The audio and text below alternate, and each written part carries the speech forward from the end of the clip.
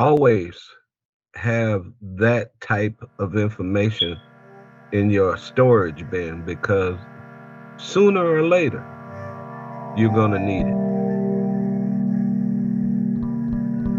So I remember we have a lot of publication about Frederick Douglass, for example. And if you look at all the picture of Frederick Douglass, you will see that he was really very serious in his face. I never see a picture of him laughing.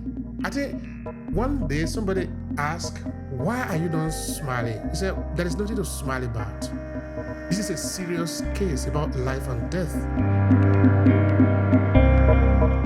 Those German POWs was treated like POWs.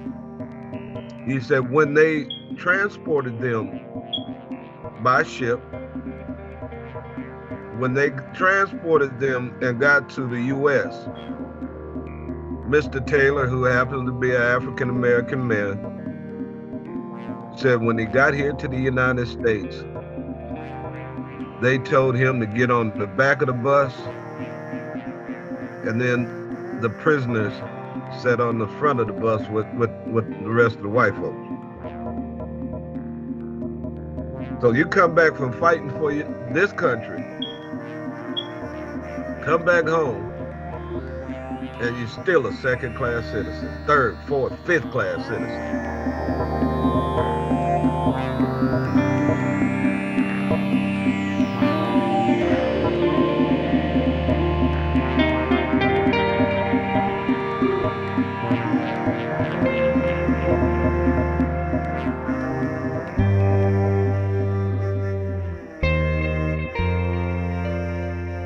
Thank you for this opportunity again, and even for the question that you asked. Memory is so important. Memory is essential to life. Memory is essential to continuing a legacy, continuing or conveying a message about our past. And memory can save your life. A memory could almost help you lose your life as well. So memory is something that you need when you make decisions. Memory is important in business, in the workplace, and memory is very important when you're in the academic level and taking exams. You should remember what you have digested. So memory was something that we all must hold dear to, because our culture by nature is a culture of storytelling and memory, and that's what's most important, that the message has to be postulated to others.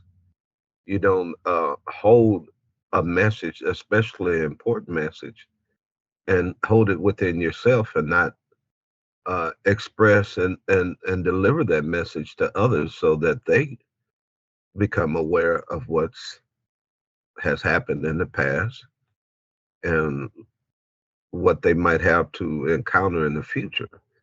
Because if you don't know anything about your past, I guarantee you the things that happened in the past will continue to slap you in your face. So um, that's why memory is so important. All right. So how did you start in as a memory consultant? How did you get into this field that you are in today? Well, if you might take me all the way back to where I was a kid, my living my parents and reading encyclopedias, uh, uh, Negro encyclopedias, uh, very focused in a private uh, black elementary school at one time. Um, they focus academics, they focus reading, and memory was a part of what uh, you became because of ingesting so much information.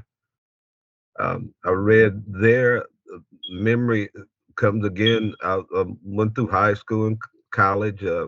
I, I worked in the Houston Public Library for several years. And basically, I was getting paid to learn because most of the time I was putting up books, but I was reading at the same time and getting in taking information. So storing in that information and collecting all that data and having the memory to recall that information really makes one valuable to the point when it comes to having that type of information and can pull it up. I know quite frequently in my professional life that because I read a lot of information, I remembered uh, certain issues that was going on when we went into business meetings, or if I was had to calculate uh, um, a payment for someone.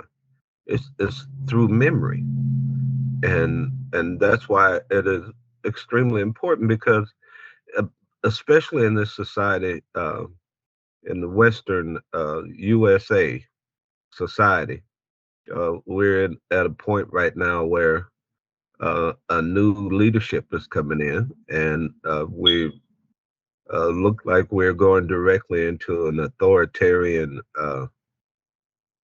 autocratic, fascist type government, which was something that we've been already in the past and still continue to be. But it reminds people of the past here about the new leadership that comes here uh, in a few weeks here in the U.S. with the election of Donald Trump. Um, it reminds me of the early 1900s, around 1915, when Woodrow Wilson became president of the United States. Wilson was a history professor from Princeton who was a Democrat, and at that same year was a movie that was produced by D.W. Griffith, and the movie was entitled "The Klansman: The Birth of a Nation." And in the movie, they had some white characters painted in blackface, like black stuff all over their face to make them look black, and they had uh, in this movie black men depicted as alcoholics who wanted to rape white women, uh, black men who was in the legislature after Reconstruction, and they had them looking like they were just idiots and sitting in these legislatures after the time of during the time of Reconstruction when blacks were in state offices, uh, uh, state legislatures around the country, uh, and and through the movie, some black individual bumped or chased some white woman, and then all of a sudden here comes the rise of the heroic Ku Klux Klan, and all these white men got together to maintain the chastity of their white women. And this movie was played at the White House in front of Woodrow Wilson's cabinet, and his wife and children was in this motion picture where it was no audio. It was just words, and they played that movie. And Wilson, after the end of the movie, he turned around to his cabinet members that was in the room with him, and he stated, Uh, this is a clear depiction of the character of the black man, of the Negro in America. And after that movie got out and the people got word of the words that Woodrow Wilson brought forth, the rise of the Ku Klux Klan rose up all over the United States. And by all the way through 1915 to 1919, they called it the Red Summer. That was after black men were coming back from World War One for fighting in France for this government, and came back here and faced lynchings. I mean, people being burned to tied up on street poles and burned alive, while groups of Caucasians would come out and visit like it was a party. There was a party. They would say, "Oh, we got a lynching tonight, or we gonna burn somebody tonight. We're gonna have some cold beer, some hot dogs, and popcorn. Bring your kids." That's the culture.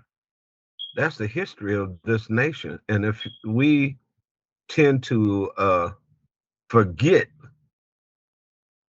our past, it will come back again and slap you in your face. And that's what I have been calling out and seeing for the past, I can say, 12 years, 14 years. It just shows you uh, this is for real.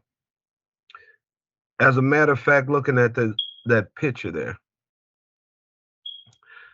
I told a group yesterday about my father in 1944, in the summer, the month of July in 1944 in Marshalltown, Iowa, on a Sunday night after they were having Sunday night's Bible church service at New Bethany Church of God in Christ there in Marshalltown, Iowa.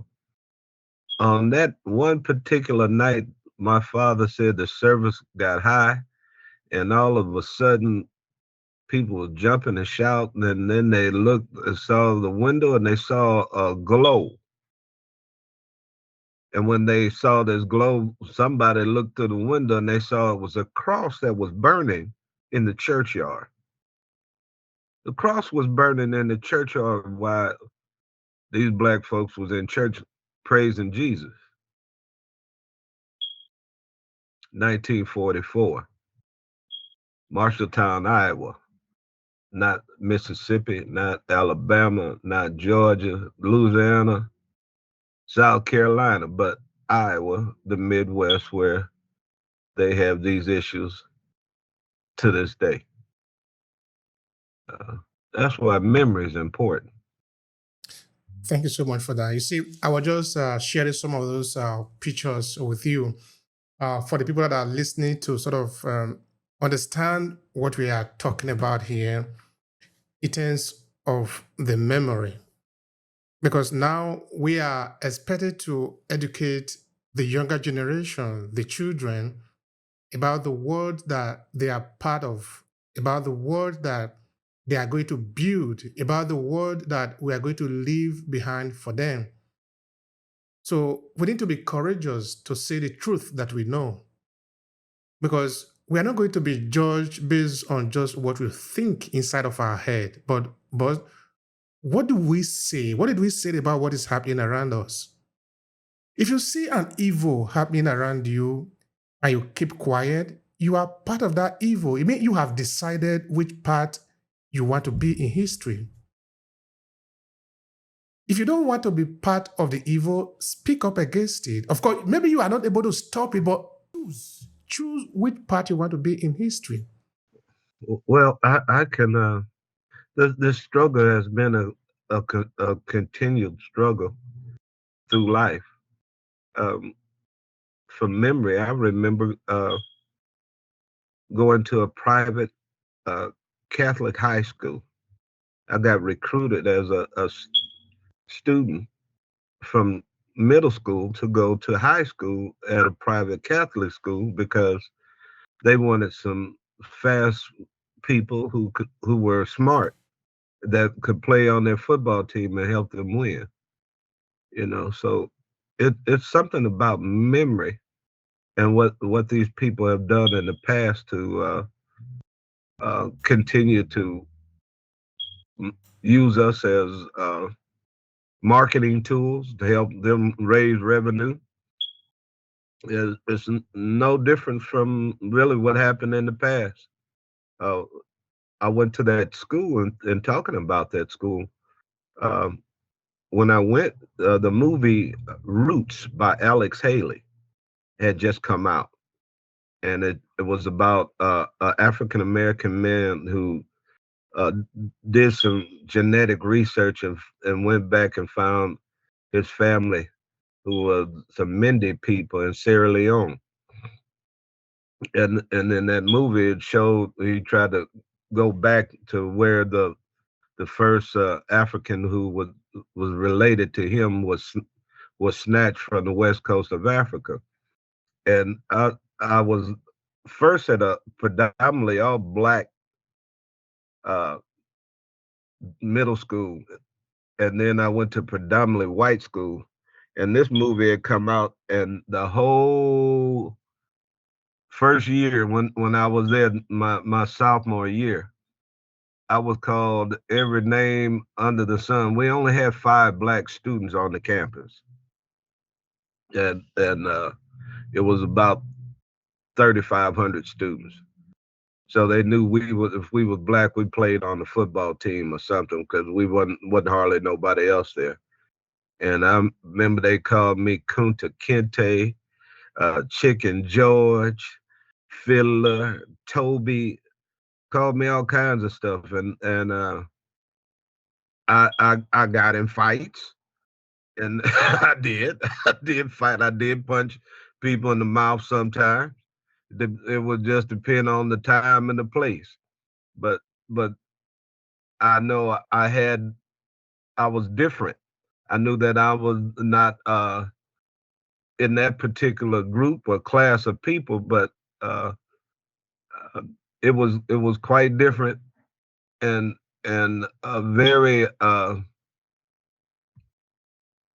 heartbreaking to a degree. I asked my parents why did they turn me over to the enemy, take me back to my old neighborhood where everybody that looked like me, where at least I understand who I'm dealing with, you know.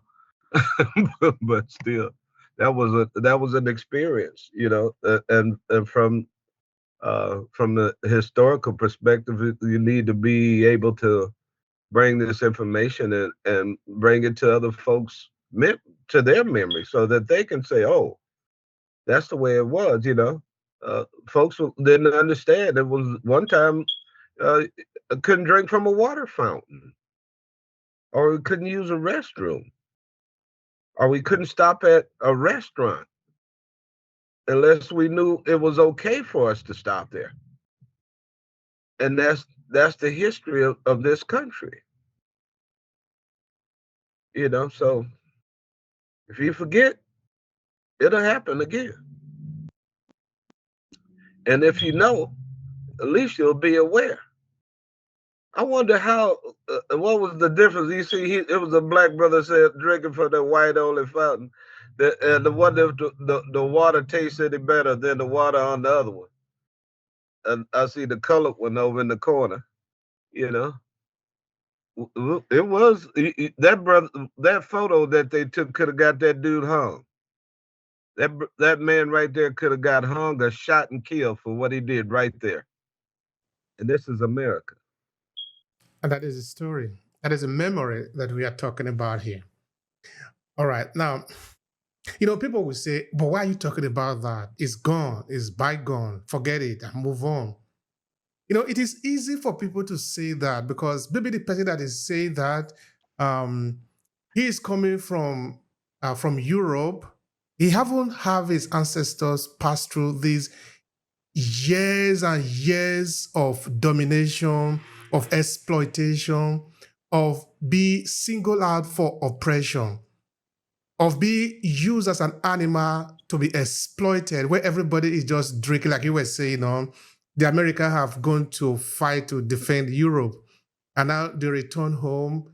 Other people say, okay, now let's enjoy. Let's just slaughter them on the street. Let's hang them. Let's come and see how the Negroes are being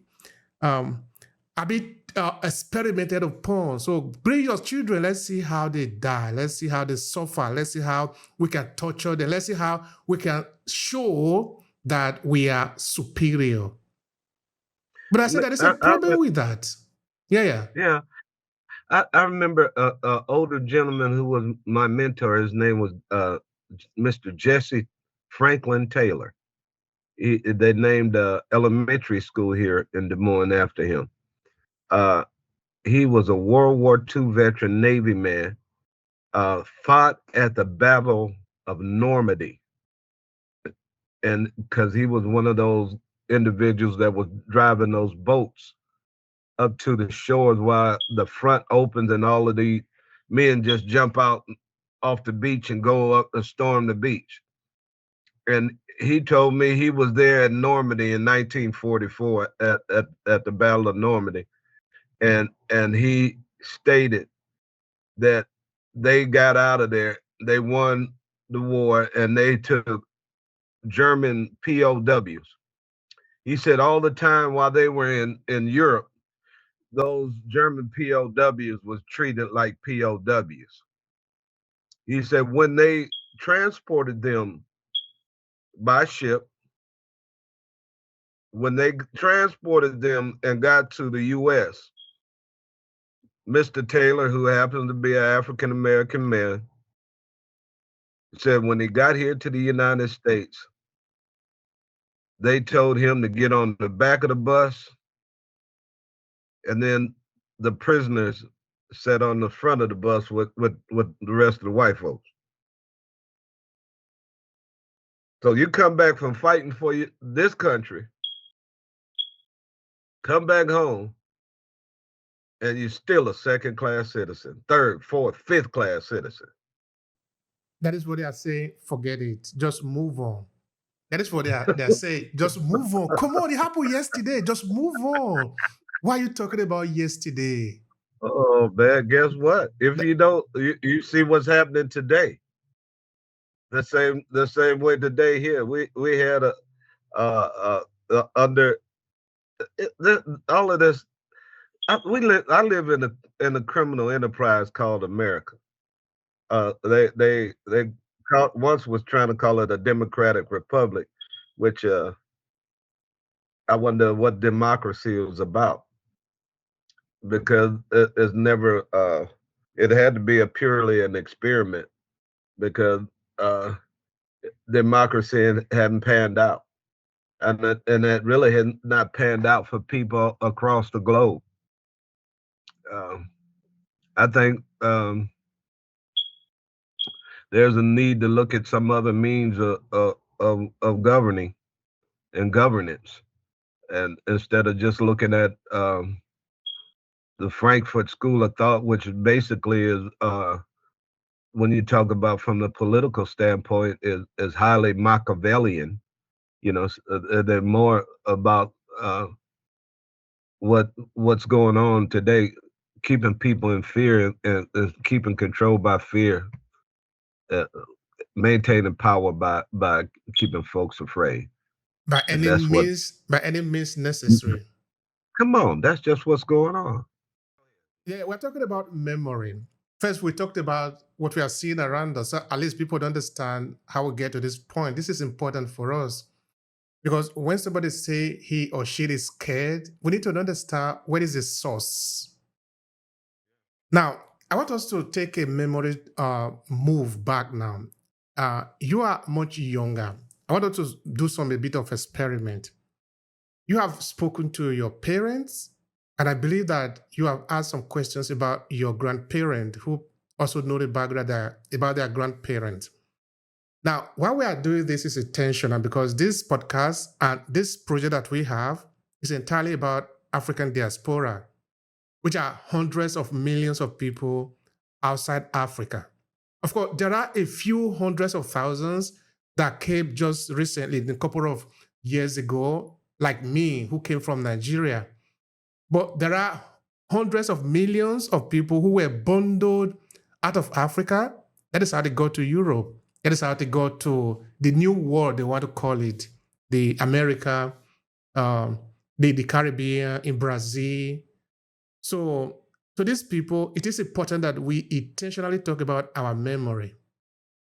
So when you talk about your parent, when they talk to you, what do you learn about their own memory, about where they are coming from? Well, I'm glad you brought that up. I can rehearse the history that I have, and only I can only go back um, grandparents and great grandparents. After that, I have no idea of who my family came from first. And my father' birth name was Claire Eugene Rudison. He was born in 1933 in Marshalltown, Iowa. But his mother, Georgiana Lavender, was born in a town called Utah, Alabama in 1914. My grandfather, Percy uh, Clinton Rudison, he came out of Baton Rouge, Louisiana. They were all sharecroppers down there, and he was born in 1887. He was his father. We didn't know because his father was a white man. His mother was black. Um, he got picked on a lot because he was a white boy, son of a white boy, and they called him Fafa, Fula Fafa, Fafa. That was his name. That's his nickname. And I had one of my friends from Nigeria tell me that the term Fula Fafa means white man. I don't know if it's in Yoruba or some other language, but that's what he told me. And then my mother was born in 1937 in Des Moines, Iowa, and her mother was born in 1910 in Paris, Tennessee. Her name was Dorothy Turner, the name that they had on her. My grandfather, maternal grandfather, was named Fletcher Clater. He was born in 1872, and he migrated to Iowa from Virginia. And I got a story that my parents told me, my mother told me, and my uncles told me about my grandfather, because my grandfather was in Virginia, and at the age of 18 or 19, uh, was some white guys that came into town drunk, and he was in the downtown area where their little town square was in Roanoke, Virginia, and the guy started shooting at his feet and telling him dance, dance. You know, like you saw in the cowboy days, they would shoot at people's feet and tell them to dance, and he did, and he got away. But the thing that they told me the story that my grandfather went and got his father's shotgun and sat across the street and waited through the night. And when these two guys who shot at him came out, he opened up both barrels on them, killing them. And he knew he came back home, and his father, his name was Gaster Clater, and his mother's name was Sarita Clater. He got up and got out of Virginia, jumped on a train, and rode a train all the way to Evanston, Illinois. and he lived there in Evanston, Illinois for some time, and then he migrated down from Evanston, Illinois, into a town called Buxton, Iowa. It was a black multicultural town in Iowa. It was the most diverse uh, little town in the entire state because they had black mayors and black council people. They had their own little town, and the place is no longer there. But my grandfather, on my mother's side of the family, that's the story. They told me how he got to Iowa. People was moving, getting away from thinking that they were leaving down south and getting away, trying to get away from Jim Crow, get away from sharecropping, get away from that slave mentality. And then they got here in the Midwest and they found Jim Crow was right here too. He just has a different face. He doesn't. He has a different mask he puts on. Thank you so much for that. Okay, that is many years ago now. Now this is 2024. Has America changed in your face? What do you see? What do you see a comparison between those days where maybe they could say, where as a black man or as a black woman, you cannot read, you cannot go to school, you cannot vote, but you are in this country. And they will hold you for these several years. And one day they will say, you are now free. And they will say, okay, now that you are free, you need to compete with other people that have been free all this while and have been moving on. Now, join the train and catch up. And then they will turn around and say, but where you are living is poor. Why is it poor? As if they didn't know what has happened before. Well, here in the United States, they had something called redlining. Black people could only live in certain communities.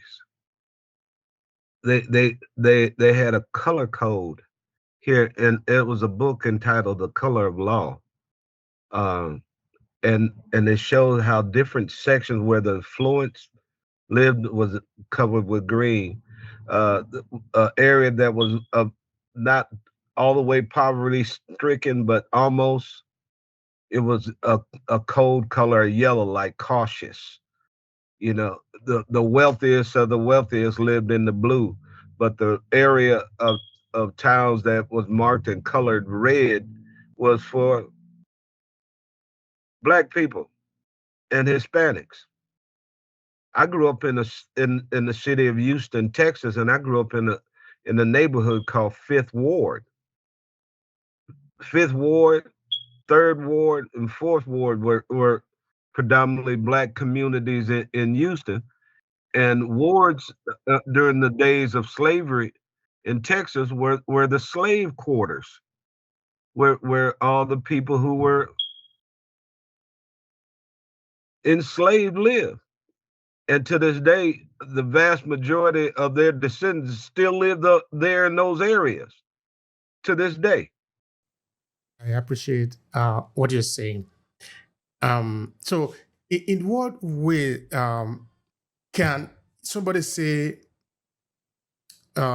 is the best way to be able to document the story that of the past? I think what we're doing here today by recording, recordation, writing books. I'm working on a book right now, a memoir for my family that I want my children and grandchildren and great grandchildren to have, so they know a little something about their grandparents or great grandpas and grandmas, because they need to know their ancestors. We need to know from at least who you come from. Like I said, I can only go back 2 generations. Some people can go back further, but for myself, from my standpoint, I've done genetic testing that shows my DNA makeup, but it doesn't show who my father's father was, or his father's father, or my mother's mother. I have no idea. I have no idea. I had some friends from Ethiopia. Uh, the brother's last name Fajis, Solomon and Thomas Faji. He could sit up there and talk to me, and he told me he could count back at least 10 to 12 generations. And he recited the names of his ancestors like he recited a song or sang in a poem. I, I can only go back two generations because that's the way it was designed here. To confuse the people, right? Man, they Major, you talking about they did a dirty job on black folks here. And they did it very well. And they're continuing to do it. All right. Now, let's go back again to your mother and your grandparent because you were able to see both of them. Did you learn what they were feeling as children? What was their word like? Their passion, their vision, their perplexity, their fear? What did you learn about them that they told you? I know they didn't tell me about their childhood. They would say things sometimes about their families, but their childhood they never spoke of. Neither group. My mother's side of the family, her parents were deceased before I was born, so I never had a chance to talk to them or see them other than looking at photos of them. But my father's side of the family is the only time that I had with my ancestors, my grandparents and great grandparents. My great grandparents on my dad's side, I didn't bring up. His father, my dad's grandfather's name was Reuben Lavender, and I know my great grandmother, her name was Clara Lavender. They came out of Utah, Alabama as well. Grandpa Reuben was my great grandfather Reuben was a very stern, very dark, strong shouldered, stern faced man. And you're gonna make me tell a story because because my dad graduated from high school in 1950, but my dad's complexion is light. He was very light complexion, and my dad was like the salutatorian of his graduating class, and he took his graduation picture with a photo, and my father was just smiling, showing his teeth. He was happy because he graduated, you know. And my dad came back with the photo and was showing the family, and he went and showed my great grandfather, and my great grandfather saw the picture and he tore it up. He broke it. He tore it up, and he tore it apart. He told my father, he said, "What's wrong with you? Why are you doing all that smiling?" He said, "'Cause you light skinned, you think you're almost white or something?" He said, "Go back and take a picture with a sober face." I don't know the hard times that my great grandfather saw and what he went through in Alabama.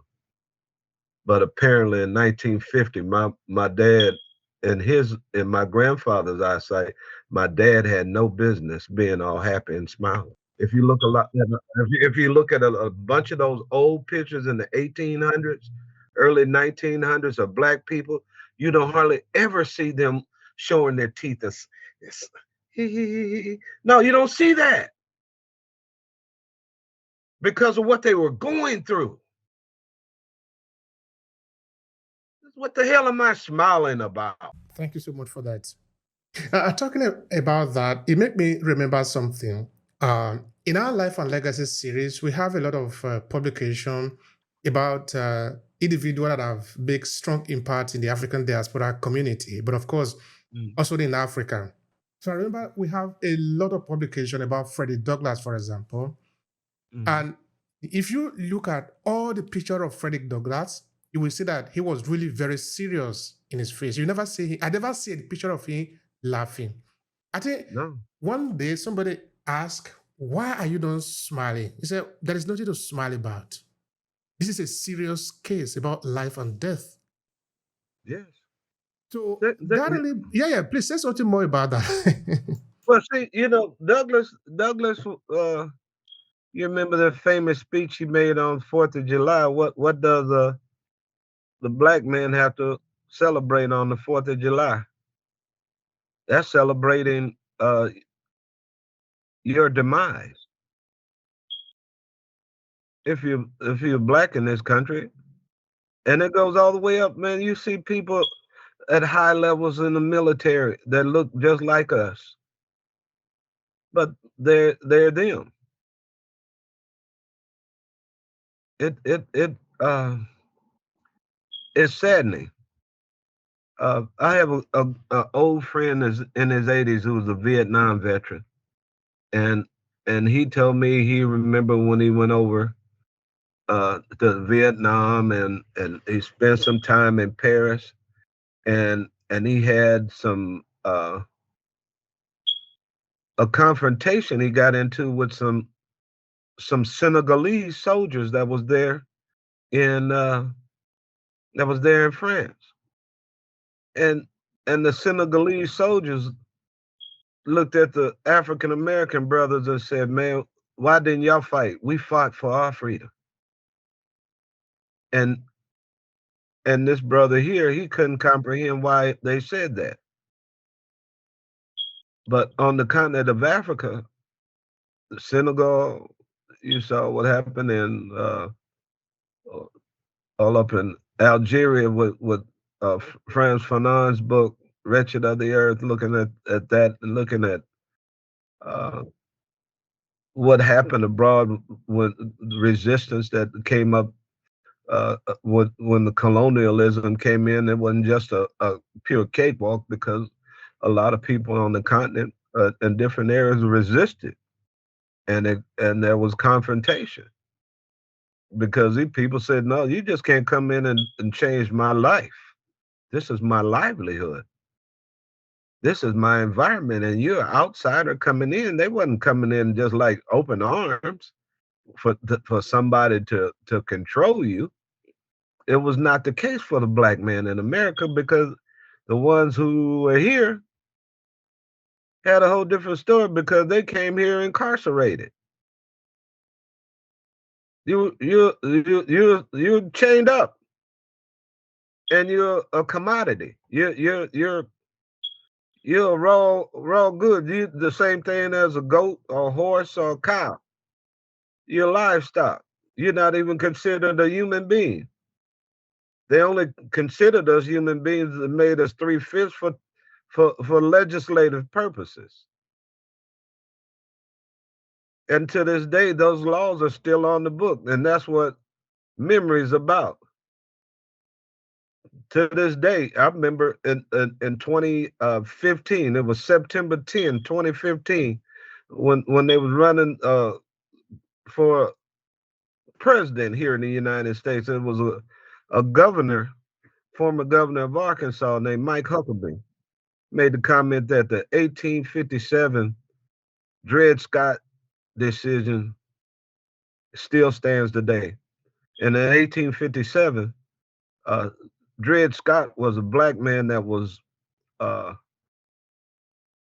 in slavery to another man named Scott, and he came up here in the northern portion of the country, and the slave owner had the man Scott Dred with him, and while he was up here in the northern portion of the country in the free area of the United States, the white guy died. So the black man who was labeled as a slave said, "I'm not going back to slavery. I'm gonna stay up north." And the family ended up taking it to the courts, and it went all the way to the U.S. Supreme Court. And there was a chief justice named Roger B. Taney in the city of Ferguson, in Ferguson, Missouri, the same place where Michael Brown incident occurred. Chief Justice Roger B. Taney stated their findings that blacks had no rights that any whites were bound to respect. They said, blacks, you're not a citizen. You don't have any rights. And Mike Huckabee in 2015 stated that that law still stands today in this country. The United States of America is supposedly an emblem of morality, of democracy, because it's selling democracy as a product to the world, no? It's telling the people of Hypocrite. China, of Middle East, of Africa that we are the model of democracy that you must embrace. This is the land of the free. Only that is free for some people. What kind of democracy is this? They said for the land of the free and the home of the brave. In my neighborhood, they said the land of the thief and the home of the slave. You know one thing? I was interviewing an expert. I had to laugh. It hurt so bad. I can't. I had to laugh. It hurts. I understand. Yeah. You were telling me about, I think, the Fifth or the Fourth Amendment, where eventually the African American were eventually allowed to vote. And then he said something to the effect that you will be allowed to vote, but your vote will simply not be counted. That is what the guy was telling me. Of course, talking about when the black people in the United States were eventually allowed to vote. We're talking of a country now where we say all of us are citizens, but I cannot vote, so you need to decide my vote for me. So we are a free country. So I don't understand how people process the information, because I am not in the United States. Maybe that is why I'm not able to understand it. How do they even explain that? They can't. The Native Americans, I always remember when I was a little boy, we used to watch the cowboy movies, and we would see how cowboys was chasing the Indians, and we was cheering for the cowboys. But after a while, when I got older and looked at it, I said, well, hell, I was one of them Indians. I should have been cheering for the Indians instead of the cowboys. But going back to that 14th Amendment, granting citizenship and supposed to be equal protection and active civil war debt. It was supposed to be applied, but we know laws are laws, and man has a way of getting around his laws that he creates. Those are beautiful laws, maybe. Well, we hold these truths. The Thomas Jefferson, we hold these truths to be self-evident.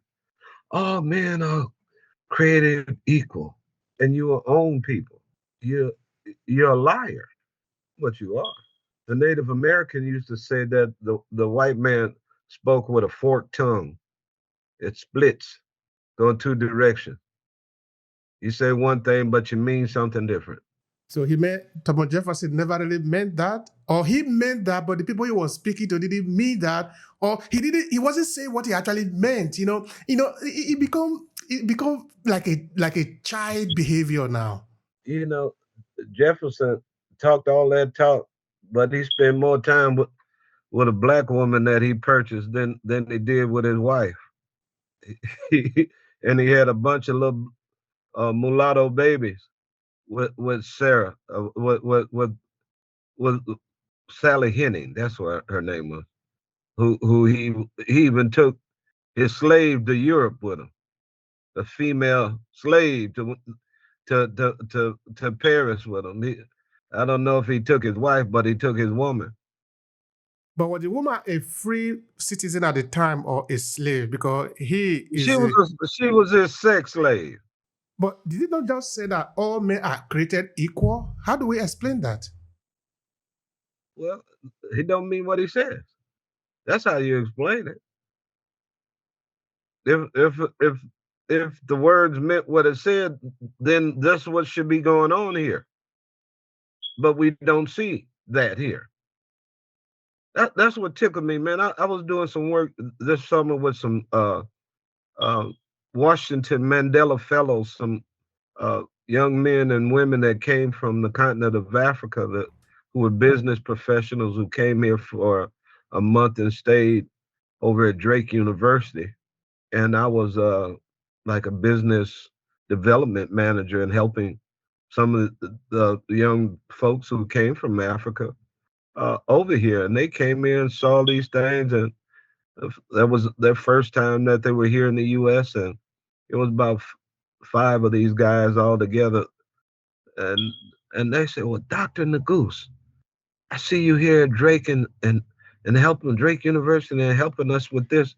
How does it feel to achieve the American dream?" And I looked at him and I said, "Man, I don't know who told you that story about American dream, but my grandfather, great grandfather, didn't know what it was. My grandfather, my father, and I haven't seen an American dream yet. So I don't know what you're talking about." All right, now let's come back to what you do as a memory consultant. Tell me, what do you really do as your work? Describe it for me. My work is a continuation of research and always looking at documents and looking at historical facts. Um, what I do, I go to museums, and I've done not a curator, but I've done lectures at the art museums here in Des Moines, at the African American Museum in Cedar Rapids here in Iowa, and basically talk about issues that affect the African diaspora, and constantly just digging up that type of information because it's needed, because there's a major movement to erase a lot of information about the past and about what has gone on here in this country. We got a government right now that wants to focus basically on Western civilization only, and stay focused on the Frankfurt School of Thought, and not even talk about what other civilizations and what other groups of people have done around the world, uh, and the contributions that other people have brought to the advancement of what we're living in today in this contemporary society. All And right. it's because of ancestors. Thank you so much for that. Now, is it possible that you could have the chance, because you did make mention of both also in our previous conversation, that you did have the chance to interact with people, fellows coming from Africa. And of Yes. course, you are very conscious of your African connection, and this should be evident, no? This should be obvious. But have you have a kind of intellectual exchange, a form of work that you need to collaborate with people coming from Africa to sort of see their own point of view, and then maybe miss everything at the end of the day to come out with something new, as against maybe looking at your point of reference from Euro-Western idea, which of course then you can then metabolize it and come up with new idea. So share with me about this collaboration that exists, or that probably exists between you and other Africans. Well, I have a young man in Gabon, and connections with people that I know from Gabon, from Cameroon, from Senegal, from Ethiopia, from Zimbabwe, from Congo, uh, and from those, this has just been a 3-year ordeal that I've been doing it. But by connecting with those young men and women, access to certain resources that they might not have available, I'm here to help them get connected to those organizations or those places that they need so that they can attain the type of equipment that they might need. It might be computers, it might be vehicles. Um, I know I'm connected with one young man in the Congo right now who has some mining going on in the Congo and in the north east region of Congo, and they're doing small scale uh, digging, and they're pulling up gold and copper and lithium and magnesium, and all different types of minerals, even cobalt and coltan, and and trying to the business was already created over in Congo, and I'm helping them get the business started here in the U.S. so that they'll make the exchange of those minerals uh, easier here in the U.S. To bring them here. And the main thing that they're doing it to get the minerals here and obtain the wealth to send the vast majority of it back to that community so that they can do developing and help to develop their roads in that area, develop and create new schools, just uh, looking at things that the people there want and what they know feel that they need in their community. It's not outsiders coming and telling them what they should have in their in their community, in their country.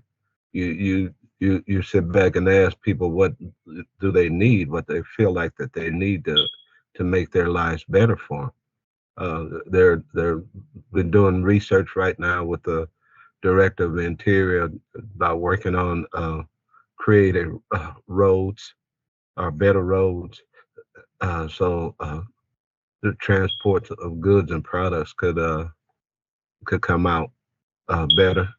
I have a young man in South Sudan, and I'm praying for him right now.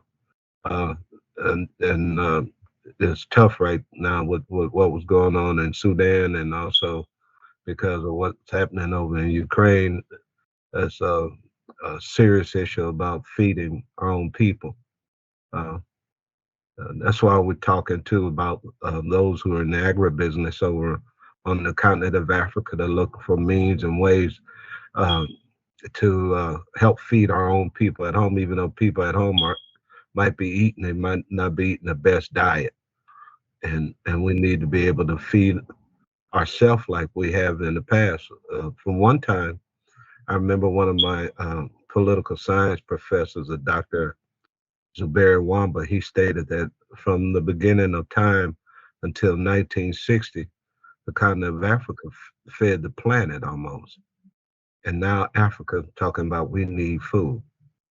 We got all of these products, cassava, all of these yam, mango, uh, okra, palm oil, all these different products that come from the continent of Africa, where we should be able to connect businesses here. That's my goal, is to connect Black businesses here in the U.S. with members of the continent of Africa, where we could transport and move resources back and forth uh, from the east and the west to help build and help strengthen one another, and it would help strengthen our communities. It would help strengthen our economy. If Black people understood the amount of wealth that comes through our fingers here in this country, we would be labeled as the 12th largest economy on this planet. And the thing was, what would it look like if we invested 5% of that to the continent of Africa as Black people? When we know we're not doing that right now, but if we sent 10% of $12 trillion to Africa, what would the development and what people who had minds to develop, uh, we would turn the continent back to the way it once was, to the ancient land of Keblin, the land of the black, the land of all mankind, the land which is the origin of existence, the origin of everything that ever was created on this planet, started right there on the continent. Thank you for that.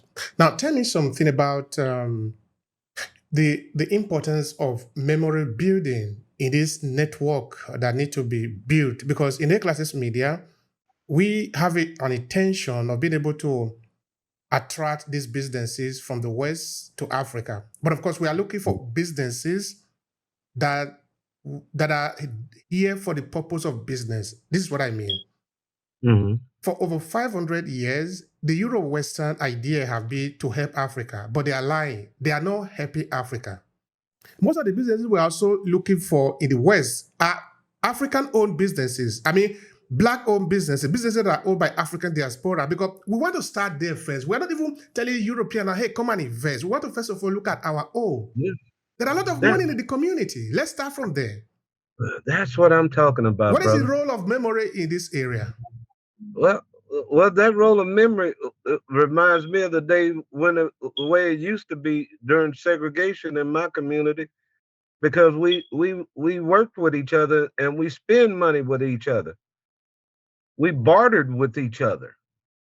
My father had a furniture business, and Mr. Ali had an insurance business.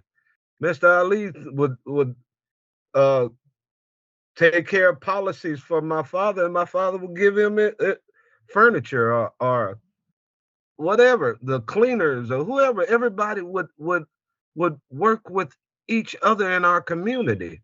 And we need to understand that our community is way larger than where we live. Our community is connected over this entire planet. But yet we're everywhere over this planet. But if we went back and put what we learn and what we take from these places that are profitable for us, now the stuff that's negative, we don't need to send it back home.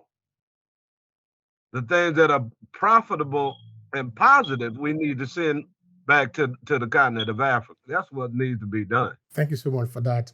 All right, as we move towards wrapping up of this conversation, could you share with us what are your future projects in terms of memory building? Of course, within your project now for African Diaspora too, because that is our major target here. Well, right now I've been working on the Africana curriculum regarding some of the things that I've been putting out in on my LinkedIn page. I'm putting that together to create a curriculum and have people to grab people's interest about things about the continent of Africa and about people of the African diaspora that they were not familiar with.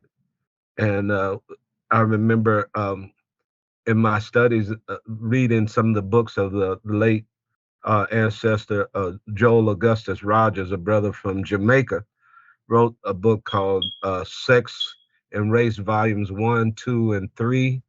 He also had written a book called World Great Men of Color, another book called 100 Facts About the Negro with Complete Proof.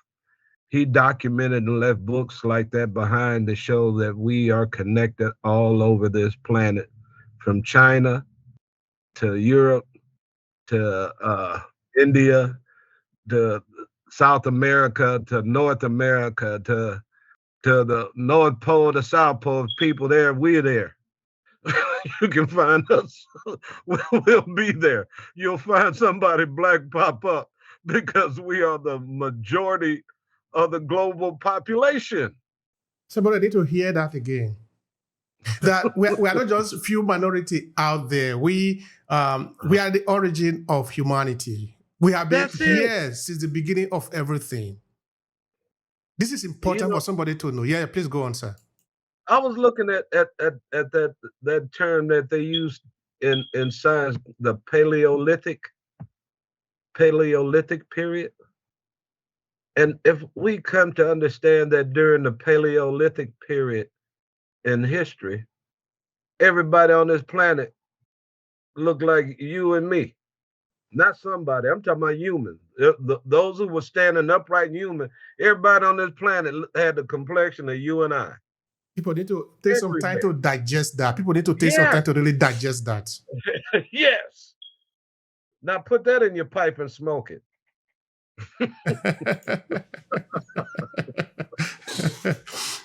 You see, this is also what memory does, in that we need to also take some time to be able to discuss this issue from time to time, because it is important. You know, what we are doing here is that we are intentionally triggering remembrance. Let's remember that we have been here, no? Let's remember that we are not new here. Let's remember what have happened to us. But of course, we also, let's look for a way to use what have happened to us to project us into a better future, because we are not remembering for the purpose of suffering. We are remembering so that we can use it as an instrument to move to the new world, into a new direction, into a new frontier. Because we're not going to remain just in this situation. Things are going to change. We need the memory to be able to change that. You're gonna make me laugh. I had a conversation last year with this elderly couple of white folks. It was male and female, and they were talking about they were from England, and she was talking about their history, and we were our ancestors were Neanderthals. I said, well, my ancestors were not Neanderthals, and as a matter of fact, I said my ancestors lived in England before yours. And she talking about, what you talking about? I said, well, you ever heard of the Cheddar Man? You familiar with the Cheddar Man? And she was like, no, Cheddar Man. I said, well, Google Cheddar Man, ChedddarMan. And on that picture popped up off of Google, it was a picture of a dark man with black hair. he lived, and he was, this particular type of people were the people that populated the vast majority of England. And if you would ever see, is it possible that you could pull up that picture? That's the Cheddar Man. That's that one right there. That is the original. That is the original English man with blue eyes. And what did the person tell you? It shook her up. I said, when she looked, she was like, I was like, no, this was the first Englishman.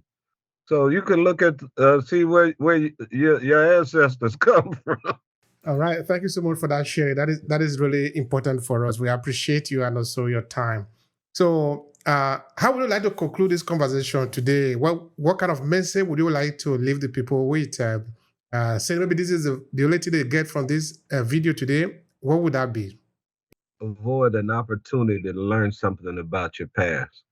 Always have that type of information in your storage bin, because sooner or later, you're going to need it.